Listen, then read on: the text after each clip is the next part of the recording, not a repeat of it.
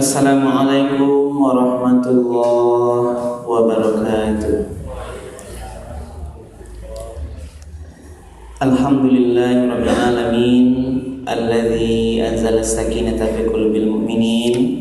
Asyhadu an la ilaha illallah wahdahu la syarikalah wa asyhadu anna Muhammadan abduhu wa rasuluh sallallahu alaihi wasallam la nabiyya ba'dah. Faqala Allah Ta'ala fil Qur'anil Karim, A'udzu billahi minasy syaithanir rajim. Bismillahirrahmanirrahim. Ar-rijalu qawwamuna 'alan nisa'i bima faddala Allahu ba'dahum 'ala ba'din wa bima anfaqu min amwalihim. Fas-salihatu qanitatun hafizatun lil-ghaibi bima hafizallah. Wallati takhafuna nushuzahunna fa'idhuhunna wahjuruhunna fil madaji' wadribuhun fa in ata'nakum fala tabghu 'alayhinna sabila innallaha kana 'aliyan kabira. Sadaqallahul azim. Bapak-bapak dan ibu-ibu hadirin kaum muslimin, jemaah salat subuh yang dimuliakan oleh Allah, marilah kita bersyukur kepada Allah Subhanahu wa taala karena pada subuh hari ini alhamdulillah kita kembali dibangunkan oleh Allah setelah tidur kita. Dan andai kata ibu dan bapak, Allah Subhanahu wa taala tidak berkehendak membangunkan kita, tentu kondisinya akan lain. Karena itu mari kita perbanyak syukur, mengucapkan kalimat alhamdulillahirabbil alamin. Kemudian salawat dan salam kita doakan kepada Allah, semoga disampaikan kepada Nabi kita Nabi Muhammad sallallahu alaihi wasallam. Allahumma shalli ala Muhammad wa ala ali Muhammad. Ibu dan bapak, para jemaah yang dimuliakan Allah, malam tadi kita mengkaji keluarga sakinah dan pagi ini kita juga mengambil bagian dari syariat Allah yang mengatur tentang hukum-hukum di dalam keluarga itu. Tadi kami bacakan Al-Quran surat An-Nisa ayat 34. Ayat ini ibu dan bapak adalah pernyataan Allah Subhanahu wa taala penguatan terhadap kepemimpinan di dalam rumah tangga. Kami lihat pagi ini hadir guru-guru kita juga, Ustaz Uncu dan teman lain. Jadi di dalam surat An-Nisa ayat 34 ini ibu dan bapak, Allah Subhanahu wa taala berfirman, A'udzubillahi minasyaitonir rajim. Bismillahirrahmanirrahim. Ar-rijalu qawwamuna 'alan nisa. Ayat itu sering wak dengar ibu dan bapak. Cuma di antara sering itu terputus di ayat ini gitu. Padahal ayat ini adalah panjang ke belakang, ada bagian-bagian hukum di belakangnya gitu. Termasuk nanti di dalam ini juga dibagi istri itu dua macamnya. Pertama istri yang soleha, yang kedua istri yang dinusyus namanya. Yang nusyus itu istri yang pahlawan gitu, yang dikhawatirkan kedurhakaannya. Berarti satu soleha, satu yang nusyus. Dan nanti bagi suami nanti di ujung ayat dipandu terhadap istri yang nusyus, apa langkah-langkah yang diambil, dan itu tidak boleh langsung diceraikan. Ada dulu tahapannya. Nah, inilah maksudnya. Ar-rijalu qawwamuna 'alan nisa. Laki-laki, suami-suami maksudnya adalah qawwam, adalah pemimpin Qawwam itu qawwam yang menegakkan, pemimpin juga berarti pelindung, penjaga, penyelamat alan nisa, bagi perempuan atau istri-istrinya. Jadi kalau diterjemahkan makna qawwam itu banyak, Bapak-bapak. Inilah peran kita, bahwa suami-suami itu qawwam. Yang menyatakan qawwam, pemimpin itu siapa, Ibu Bapak? Adalah Allah. Berarti Allah menganggap suami layak sebagai pemimpin dalam rumah tangga, bukan ibu-ibu. Yang mengangkat suami awak itu, ibu, adalah Allah sendiri. Allah yang melayakkan suami ini sebagai pemimpin.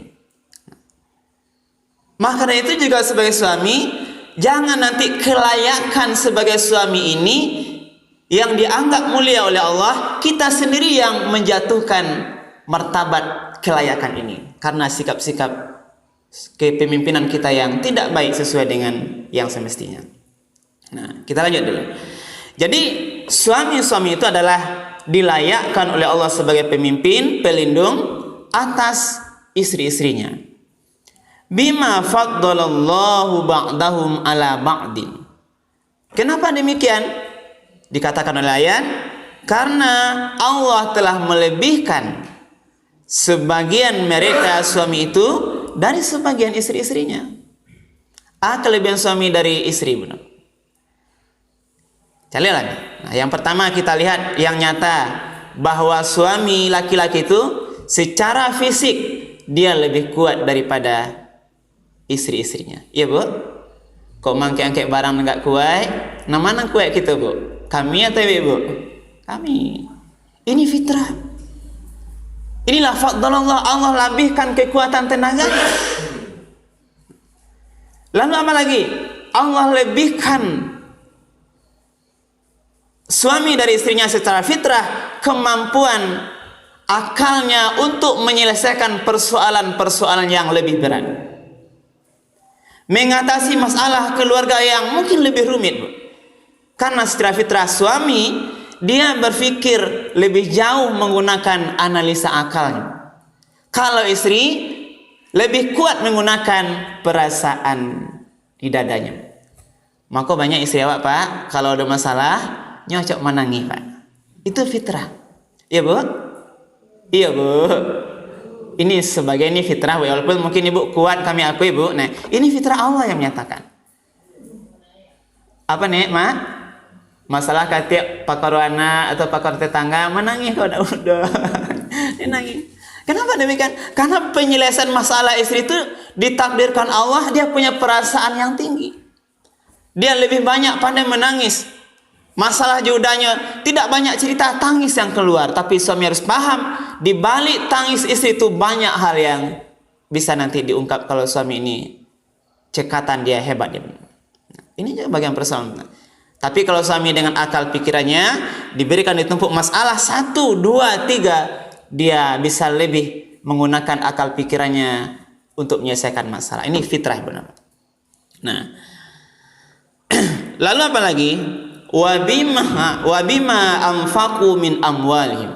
Allah angkat suami jadi pemimpin, juga bima anfaqu berkaitan dengan nafkah.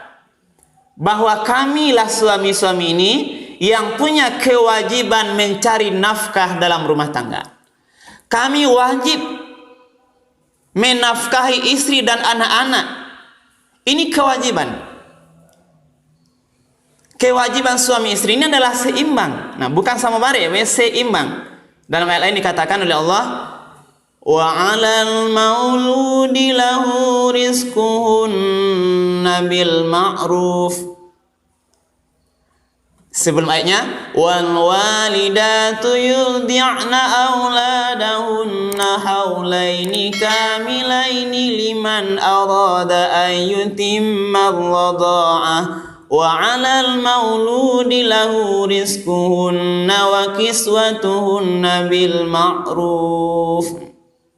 Ini keseimbangan pembagian tugas kita, Pak. Wal walidatu yurdi'na, dan hendaklah seorang ibu itu menyusukan anaknya auladahuna haulaini kamilaini liman adala ayutimmar rada'ah. 2 tahun penuh itu. Bagi yang hendak menyempurnakan penyusuannya. Wa 'alal mauludi lahu, dan bagi orang mauludi itu yang untuknya anak, mauludi lahu. Ini ayah maksudnya, yang untuknya dinasabkan anak gitu. Karena anak ini hakikatnya berapa adalah miliknya kami. Yang punya nasab, yang punya anak secara agama itu ayah. Anak siapa itu anak ayahnya. Kalau namanya putri, putri binti fulan. Dan ada putri binti nama ibu beda. Kalau laki-laki, Ahmad bin Husain ayahnya. Walaupun ibu melahirkan. Makanya anak perempuan hak kewalian itu mutlak ayahnya. Kalau tidak ada ayahnya, tidak bisa nikahnya. Inilah di antara bagian-bagian yang perlu kita pahami berapa. Jadi karena kami yang punya kewajiban menafkahi, itulah Allah angkat sebagai pemimpin. Nah, lalu apa yang perlu kita pahami Ibu dan Bapak? Satu, ibu-ibu sebagai istri, sekarang persoalan rumah tangga yang terjadi, ada masalah. Di antara kita coba melihat di pengadilan agama perceraian itu, faktor istri ini yang menganggap bahwa dengan kelebihan rezeki yang Allah beri pada dia, dia sudah merasa punya hak pula memimpin rumah tangga. Gajinya lebih banyak dari suami, lah dia pula yang ingin mengatur-atur suaminya. Gimana? Ketahuilah Bunda Bapak, kefitrahan suami pemimpin ini tidak bisa dirubah oleh kondisi apapun karena Allah yang memberikan. Walaupun banyak gaji istri dari suami, walaupun suami tidak bekerja, walaupun suami sedang sakit, suami tidak mampu mencari nafkah, tidak bisa diambil hak itu, Bu. Jalan, Bu. Lai jaleh, Bu. Lai, tidak bisa, Bu, malah Allah nanti. Ini hak. Ini ada, Bu. Sedikit suami lalai, mungkin dalam kondisi sulit, lah lebih kareh tinggi lo suara pada udawak di rumah. Awak ilah yang matur-atur di rumah. Karena rijal itu, Bu, paling pantang namanya pemimpin. Ibu harus tahu apakah pantang pemimpin. Seorang laki-laki pemimpin, nampal yang pantang ini adalah mau dipimpin loh, Bu. Dia pemimpin. Kalau dinasihati, diminta pendapat boleh. Pemimpin yang paling dia tidak suka dipimpin. Nah itu, Bu. Ini konsep rumah tangga, Bu. Ya, Bu? Tidak mau dia teratur, Bu. Walaupun dia, apalagi dia dalam kondisi nanti sulit dia. Biasa dia bekerja, pada saat ini mungkin rezekinya sulit. Tambah lagi, Bu, mungkin sedang naik jabatannya di sebuah kantor, sudah mulai pula dia ngatur-ngatur di rumah. Perintah udah itu perintah ke, jangan, Ibu. Ini Allah yang mengatur. Nanti Ibu tergolong nanti istri yang nusyus pula nanti. Lah kita lanjut loh, Bu, ya. Nah. Lalu Allah lanjutkan ayatnya, fasalihat. Maka adapun istri-istri yang solehah, qanitatun. Nah, istri solehah itu adalah indikasinya qanitat. Istri solehah itu dia penurut, patuh, qanitat, taat terhadap semua perintah suami. Ini ciri istri solehah. Apa batasnya, Bu? Selagi yang diperintah suami tidak berbuat dosa, istri wajib patuh. Itu indikasinya, Bu. Tapi kalau ada nanti suami mengajak kepada perbuatan dosa, istri boleh menolak dengan cara yang terbaik. Nah, jadi itulah qanitat. Fasalihatu qanitatun, dia patuh, penurut, taat, hafizatul lil ghaibi. Dia menjaga diri ketika suaminya tidak ada di rumah.